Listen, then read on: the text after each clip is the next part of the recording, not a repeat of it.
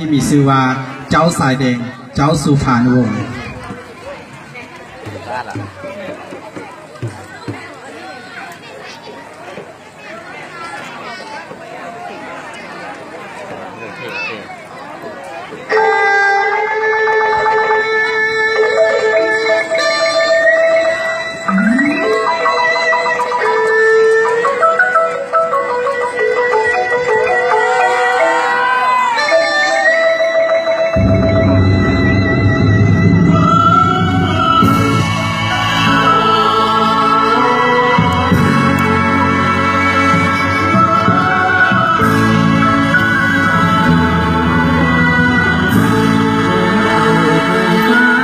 เป็นเพลงนานา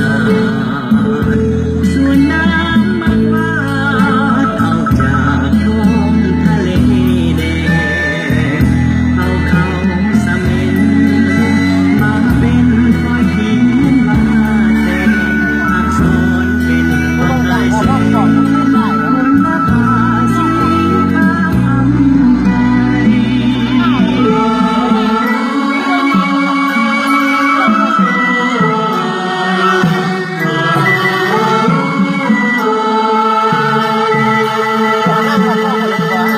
บรรจงเขียนซื่อสุพรรณสืบเสือพระวงศ์เสียงดนสีทองวิไล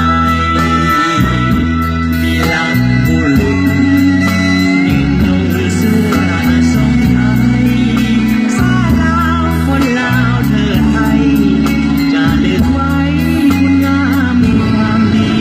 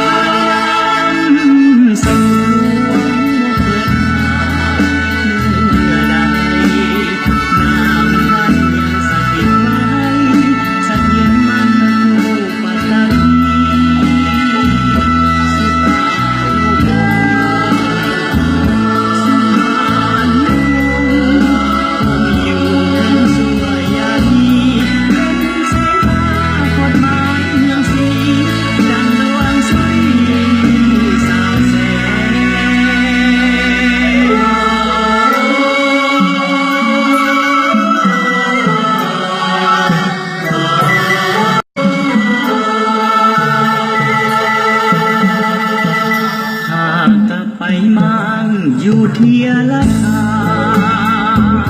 ดวงสุริยาส่องฟ้าบัวละพาแดงลูกลาวล้านลาวน้องเก้าถวายความรักแห่งให้หัวใจเป็นมาลัยแดงแด่เจ้าสายแดงสุพรรณวงศ์